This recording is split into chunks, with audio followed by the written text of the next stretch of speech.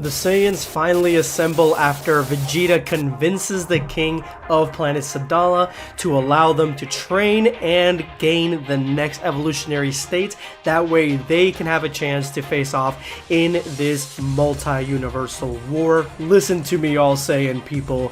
I and your ancestors fought to make peace speak, but those days are unfortunately over. All of us were shocked by the announcement of the Grand Priest, and we must prove that we know how to defend ourselves against these fomenters of revolt. We Saiyans are a people who live in the facts and not in the dreamlike conception of the world around us. So raise your fist and please welcome the heir of the neighboring universe. Let us fight hand in hand. Let's fight for our own glory. Be to our people. Spartans! What is your profession? Days later, the multi-dimensional, multi-universal ship finally lands in planet Sadala. Broly's escort has finally landed in this new universe as Jocko quickly scouts out to find Vegeta as soon as possible. As the drone scans planet Sadala for Vegeta, the team decide it's time to go get a bite to eat, and they all head over to the nearest restaurant, relieved they don't have to eat any more of Broly's rations again. That was vile. You owe me big. The rest of the team easily orders their food, but Broly, after researching and looking through the entire menu, comes up to the conclusion that there are only 3 items to eat, and Cheelai told him restaurants have many choices. No matter how much Cheelai has taught Broly, he still can't read, he still can't count, and he's only looking at the pictures. The drone finally pings Vegeta hanging out with Cabba, KALE, and CAULIFLA, shooting a message back to Jocko that they are found. Vegeta, not realizing whose drone this is, immediately puts it out of its misery, and now unfortunately Jocko is the one who's going to have to pay for that drone to be replaced. Oh god, I'm screwed. But now that Vegeta has been found, Jocko heads straight away to his location. That way they can team up and see exactly what the progress of the Saiyans training has brought. Back in Universe 7, a few hours before this incident, Piccolo says goodbye to Gohan, who is going off to Universe 11 to train with the Pride Troopers. Train hard, Gohan. Count on me. By the way, Videl, why don't I take Pan to meditate or even train with me? Come on, Piccolo. I hope you're joking. I trained Gohan when he was only 4 years old. Well, those days are over. Thanks, bye. No respect for Piccolo. So, Mr. Piccolo, what are you going to teach me today? A brand new technique? How to sense energy? What about how to fly? Dodge! Later that night, Pan sits comfy in her bed reading her manga when she hears the footsteps of her parents and quickly begins to turn off the lights and pretend to fall asleep. Gohan immediately knows that Pan is faking it. He sees the manga on the ground and he knows that she was reading it and that she doesn't really need to pretend to fall asleep with him. Pan apologizes and Gohan stares at her blankly, then lays next to her. Listen, honey, what I'm about to tell you is really important and will be useful for the rest of your life. People will always try to impose their vision on you, but what really matters is what you want inside. So never let anyone tell you what to do. You are pure of heart. I'm sure you will never hurt anyone. Why are you saying weird words, Daddy? Oh, it's true, you're only 3 years old. 3.5 soon. Anyway, sleep well. Gohan steps out forgetting how young his daughter is, and Pan wakes back up to read her manga. Hi there, Vegeta.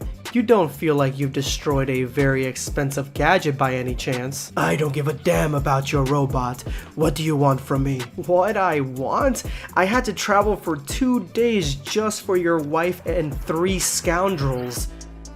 Yes. Vegeta makes his way back to Bulma at the food stand, and she warmly reconnects with Cabba, instantly remembering him from the Universe 6 tournament. But she begins to bring up a blank when it comes to CAULIFLA and KALE. She doesn't remember either of them, and Vegeta never mentioned them. CAULIFLA thinks it's very uncool that Vegeta would just blank them out like that, not telling her anything about some of the strongest fighters in Universe 6.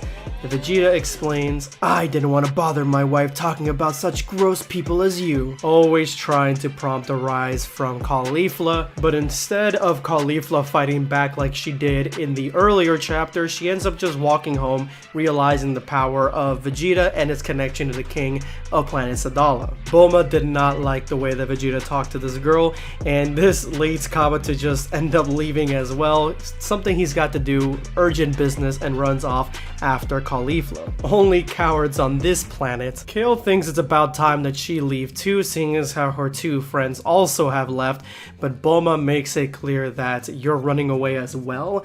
We need someone to guide us through the city. Come on, it'll be fun. But in this moment, mid-chew, Broly turns around to Kale and they lock eyes as fate itself has connected the two of them. Unflinching, continually staring, Cheelai jumps up between them, trying to get them to budge and move, but they are staring each other down. Broly, and you are... Kale. It takes everything Kale has to muster inside of her for her to say the next statement, and that is, that's okay, I don't have anything better to do anyway. We can go downtown if you want. Bulma jumps up, excited to have another female presence in the group. They reach their final destination, but Cheelai is a little bit put off with the intense staring session that Broly and Kale had earlier, and Broly tries to figure out what's going on, but Cheelai won't budge on what she's feeling. Kale brings the group to a downtown section of planet Sadala's main city, and this downtown section looks to have shops, gift shops, amusement park rides, restaurants, a bunch of different things for them to do, but Cheelai wishes that Kale wasn't their guide till the end. She doesn't want anything to do with her. Look, people seem to be really busy here. Where do you come from actually? I mean, how things go in your home planet? To be honest, I've actually never done anything else than hunting. There's neither people nor much to do in my home place. But there is Cheelai, and I love her, as Broly picks up Cheelai and puts her on his shoulders. Bulma sees the staunch similarities between this area of planet Sadala's city center and Earth. Vegeta sees it too and says, well, there's nothing special here, let's go, it's time to go. Broly has a great time in the city center, looking at delicious foods, playing games with all the children, looking at the amusement park, enjoying everyone's fashion sense, and that is when Broly is called out by a couple of wannabe gangsters and thugs, saying that he is in their territory, in their spot, even stealing their females. Who does he think he is? But Bulma puts a quick stop to that. Bulma, being on a completely different level in this Dragon Ball fan manga, yells at them, do you think this is how you treat females?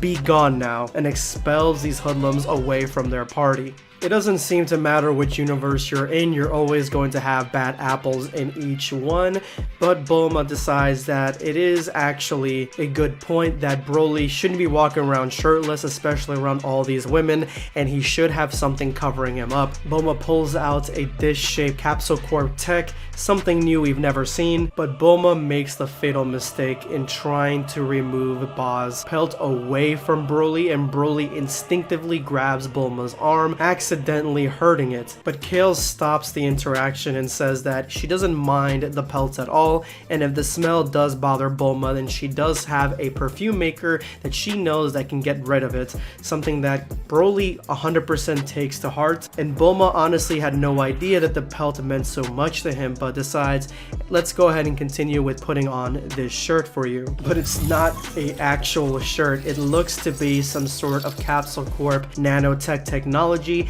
and it seems to be some sort of armor encompassing Broly's form, bringing him up to the next level, even though he seems to think it's really tight. But Cheelai definitely thinks that it's an improvement, which Broly is 100% happy with. We cut to a brand new planet, Planet Crepe, where Whis is sitting there with Trunks and Goten, showing them Super Saiyan 3 Gotenks on his staff. Whis is getting the lowdown on what Trunks and Goten can do, and that is exactly what he's using his staff for, trying to see the history of their fighting prowess, and Goten and Trunks are really excited to relive this moment and begin to jump back into fusion, but Whis tells them, no, I strictly forbid you to use fusion for now.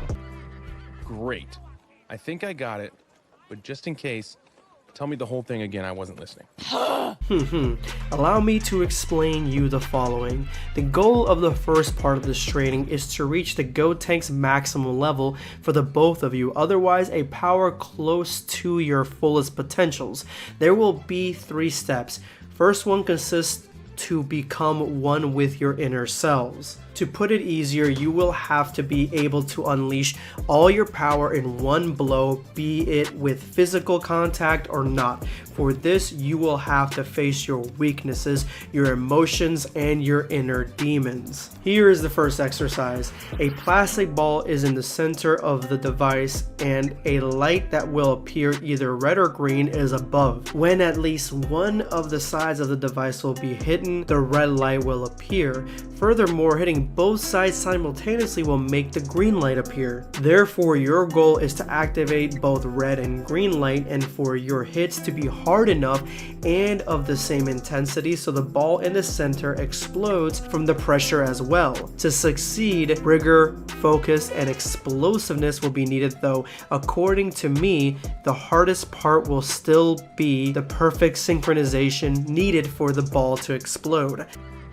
Great. I think I got it, but just in case, tell me the whole thing again, I wasn't listening. So he's trying to get both Goten and Trunks to have equilibrium 110%.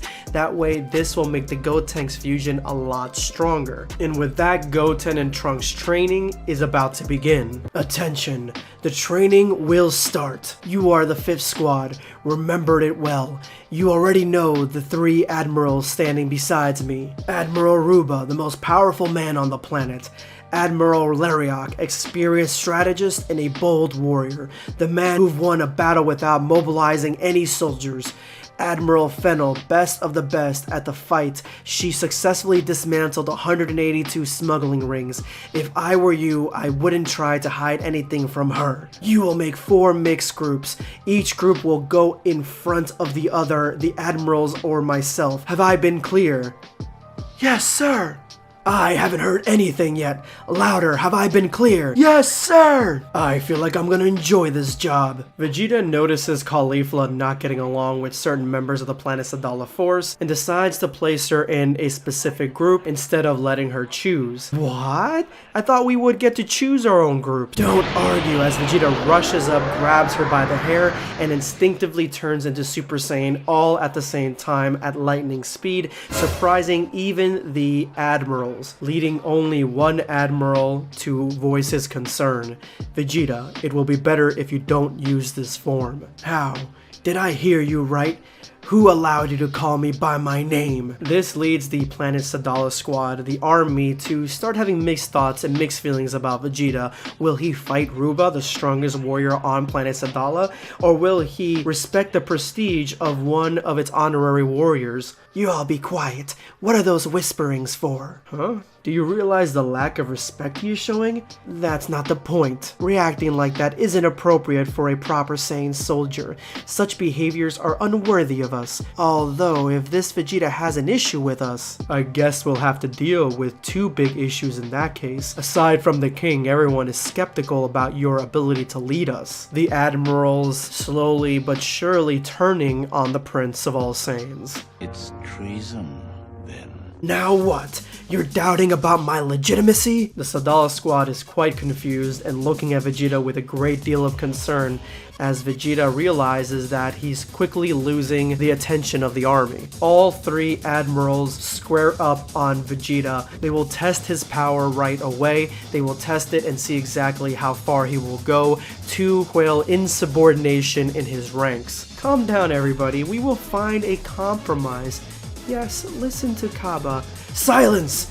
You seem to forget who you're talking to. I am Vegeta! And with a tremendous explosion, God Ki surges through Vegeta's body, and he is ready to quail this disturbance. Nip it in the bud.